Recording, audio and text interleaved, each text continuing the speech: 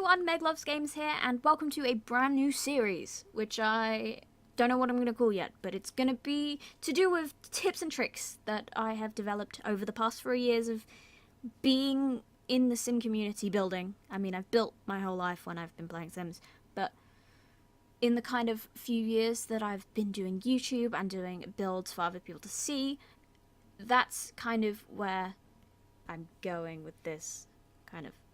Anyway, this is the very first episode. This one is going to be about colour schemes, because if you know me from, like, some of my builds that I've done with other people, such as Deligracy and Sim Supply, you'll know that I do love having a set colour scheme, and sometimes that can set you up with the inspiration you need to build, and stuff like that. So I was going to start with this because it's something I do a little bit differently to everybody else that I've noticed, and a lot of people in the past have asked me about this, so I'm going to go with that straight away.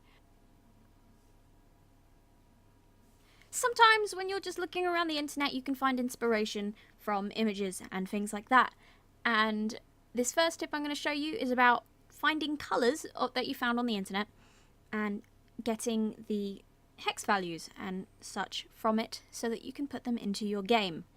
Now, as far as I know, this tip only works on Google Chrome, which is a shame. If any of you have the like a similar trick for Firefox and all the other browsers, then let me know. But in Chrome, if you press F12, it brings up the developer tools for the site, and if you click on the little square by color, you can find a color picker, and say you pick out this color here. Down here in this very corner over here, you have now got the hex value, and you can write it down. One of my main tips: pad and paper all the time. I always have them by the desk for recording purposes, such as writing names of episodes and things I need to edit out or whatever. But for building, it is just as important if you are looking for colours. So I'm going to write this one down for those of you that can't read the tiny little font. It is C3O451. So there's a way of finding colours. If you have a colour in mind, then you can go to a site such as this, which is colorhexa.com. This is the American spelling of the word color. You can click here, find it in the spectrum, or you can type in the RGB value or hex value, which is what I'm going to do right now. C, that's not the C, that's the C3O451. And you can search this. It will give you the color. That's the color right there that we were just going with, and it will give you its value in every single type of color scale ever. It will also give you the most web-safe version of it for like things like CSS. And it will, if you come down here, will have complementary colors, analogous colors, split complementary, triadic, tetradic, and a monochromatic color scheme.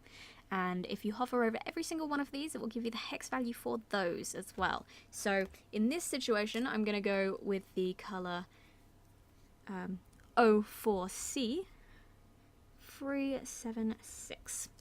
And we are going to use these two colors in a build. But before we do that, I am going to show you something else. If you want an entire color scheme set out for you, you can come to a site that I have raved about for a long time, which is designseeds.com. It is design-seeds.com, and I will have that written down here as well. This site has a bunch of set color schemes for all sorts of things, like web design. It's good for just interior design in general, seeing what colors go, sketching, all sorts. It's just, colors are important. That's all I'm going to say. And you come down and you can see all sorts of different colors. There's so many of them, and basically one gets posted every day at least. So yeah, and you can even search this if you're looking for a certain style of thing. For example, let's go with autumn. We'll probably see a lot of reds and greens. Reds and greens. Browns. All these kind of warmer autumnal colours. See, you can come on here for inspiration, and if you hover over every single one of these colours, it will give you a tooltip which says the hex values. I have picked out one that I'm going to show you in The Sims 3, which is this one here. I like the combination of the floral tones and the green, so we're going to give that a try in The Sims, as well as trying out the complementary colours just down here. So let me just load up The Sims and then we will be good to go. So here we have our blank room and our two different colour schemes. Now, obviously they're both very different sizes. Now, this one is more of a complete colour scheme, and you can kind of take colours from all of that, or you could use certain ones out of it just individually. And then with this one over here, with the pink and the kind of turquoisey colour, I would suggest trying out some kind of monochromatic kind of grayscale to go alongside it, because obviously they are two very, very vibrant colours, and using them across an entire room, just those two colours, would be a bit intense. So what I'm going to do is I'm going to start out with the colour scheme on the left and see what we can do with that. So this room here is a little idea of what you can do with a colour scheme that is based of like two bright colours. This is kind of be messing around with patterns as well, but we'll get into that in the next episode of this series. We have the pink on that side, the green on that side, and then a striped pattern that incorporates the two and kind of creates a weird kind of fun gradient. But you see, the thing with these kind of colours is you want to use them in moderation. So for the rest of this area at least, I've gone with kind of more of a grayscale tone and such. I also use these gutters in here, mainly because I was trying to show you a base game example of what can be done with this. This is all base game. Everything about this is base game, so it just goes to show what you can do with the base game even without all the funky content. But if I were to use all the content I have, I'd probably use something different to create these markers either side, because without them, I feel like it lacks something. So putting them in there just separates it a little bit, which is what I like. So yeah, let's move on now to the next one. Okay, so here's a base game, once again, room with very similar objects, but in the colour scheme that we found on Design Seeds. Now, I've used every single colour that was on the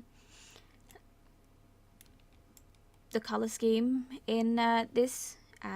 The lightest of the pinks is the bed sheets. The second darkest and darkest of the pinks are both in this wall. The brown is what we've used in the woods, and then the two greens are there on the wall and on the bedding. Now, I think this is a very different look. It's kind of more of a,